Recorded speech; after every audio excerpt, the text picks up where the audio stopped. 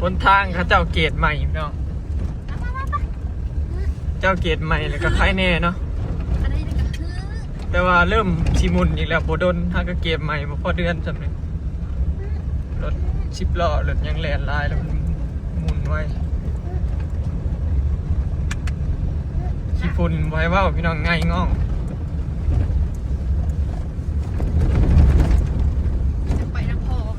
ทางดีก็ใช้เวลาประมาณ10 กว่านาทีก็ฮอดพี่น้อง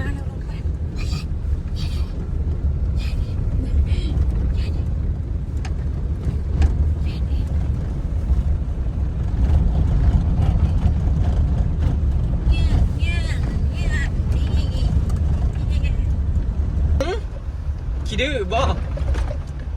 เริ่มแล้วเดี๋ยวนี้ดื้อขึ้นแล้วนางรถแล้วประหยัดเลยพี่น้องตะกี้ยังว่านางรถแล้วแบบเนมนั่นเนมนี่ได้ญาติชั่วโมงนี้บ่ได้ญาติเลยมึงจะตีจะสร้างดังบาทเนี่ยดื้ออะไรลูกใหญ่เลยได้หูจักเบิดเลยแบบยางกระคล้องเลยเห็นยังกระคล้องแล้วก็เริ่มบ่อยู่แล้วจอยกระโดดออกจากคอกแล้วพี่น้องเลยคนเนี่ยก็สูงขึ้นกระโดดได้น้ำหนักแต่พอได้ขึ้นน้ำคู่ปั่นเก้าไรบ้าง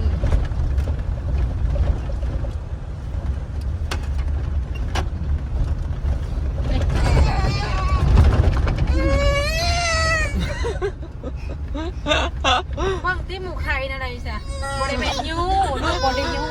นี่เขาบีบอันนี้ตึ้งอันนี้อาบีบเห็นปะอาบีบเบิ่งดู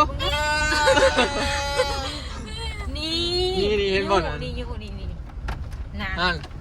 อายุไหมโอ้ยจะบีบนี่แม่เบิร์ดกระต๊ดเหรอบีบนู่นนี่อันนี้คือบินซื้อหัวอาหารพี่น้องรอบนี้บ่ได้ซื้อลายเนาะเพราะว่าหัวอาหารที่เขาขายหมูรอบเมื่อกี้นี่มันเหลือหาสอบบอยก็เลยซื้อตื่มอีกหาสอบเนาะรอบสุดท้ายหมูก็ได้ขายแล้วบาท2,70,000 กีบพี่น้องประมาณ 3,000 บาทเนาะหาสอบนี่7 สอบนี่เบิดเงิน 3,000 กว่าบาทพี่น้อง2 ล้านปลายเนาะแล้วก็มีกันส่วนเบอร์1 441 สอบ 800เบอร์1นี่แพงสุดพี่น้องสอบ 800 บาทเห็นบ่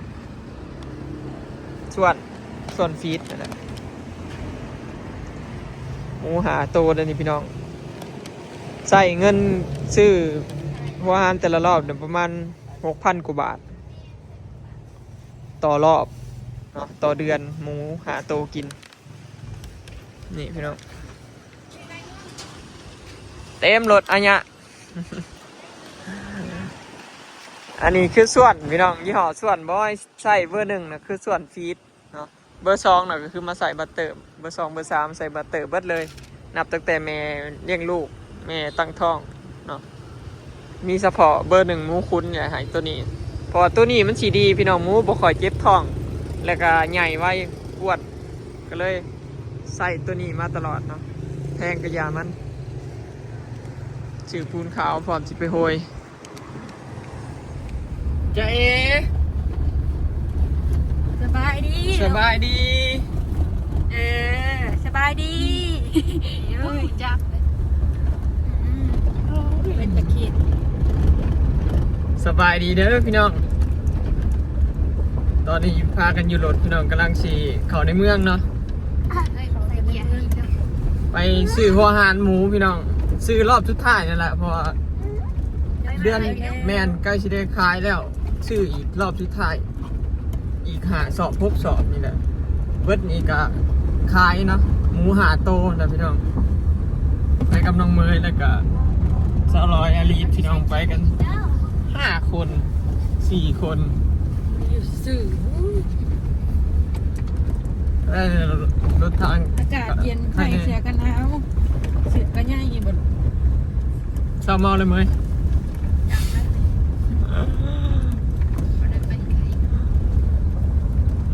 น้ำเมยไปซื้อยังเมยเจ้ายังโง่ไปหลอกมันก่อน มาอาหารอีกแล้วหมูก็ยังบุขึ้นอยู่พี่น้องราคากันโอ้ยข่อยหมูข่อยเหลือ5โตก็สิบ่เฮงไงบ่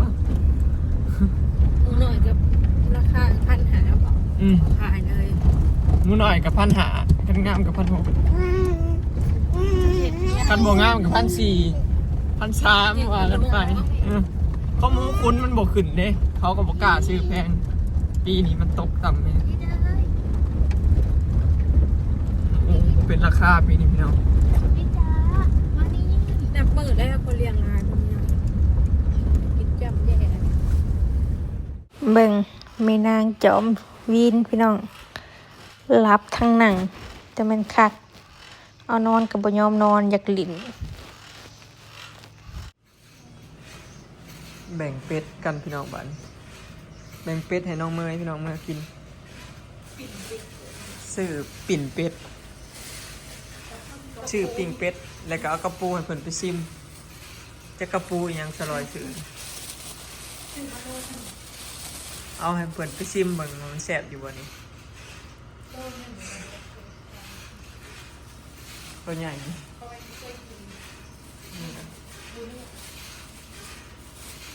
กระปูเนื้อ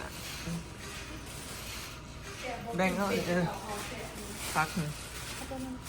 ค่ะเอาไปเลยแซ่บบ่แซ่บกันจังว่าอันนั้นได้สักพักคือเปล่ายกเอาพักมีพักไปกับมึงพักกินแซ่บนะ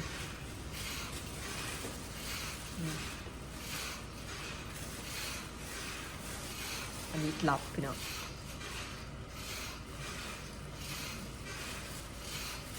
อันนี้หลับคุณแม่เป็นกลมรับมานำรถพี่น้องเบิร์ดแบท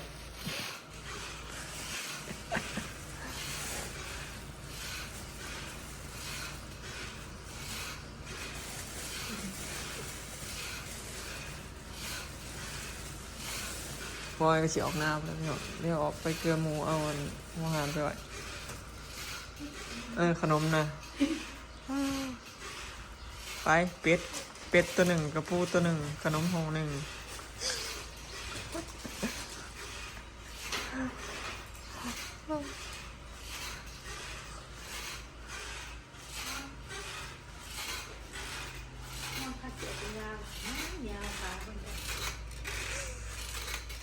สุดขอ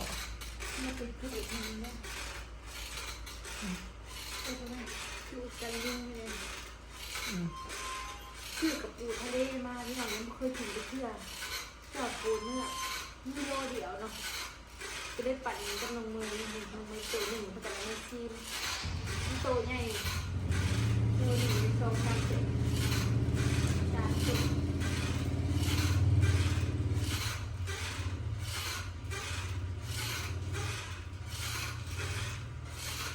รับคารถลงมาตั้งแต่ปี2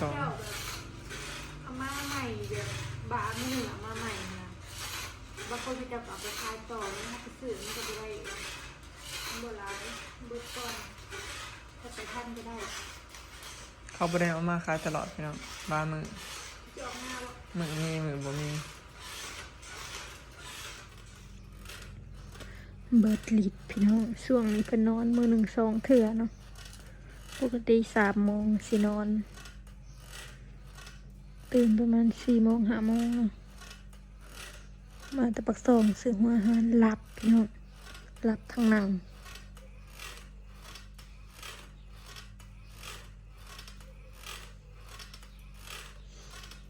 ใหญ่เพิ่นก็ออกหน้า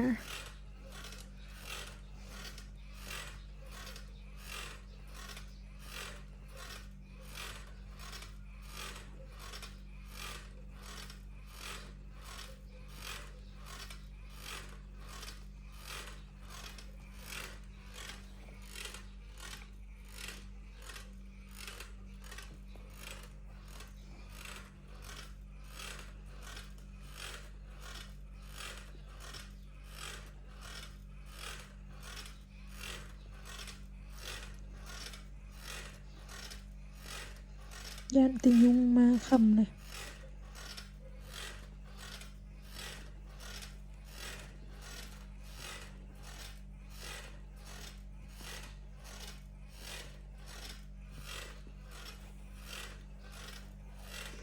ยุงลายคำมาเนาะ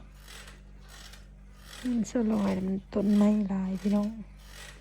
มันเป็นเงินดินแนมชุ่มมันชื้นยุงมันมักอยู่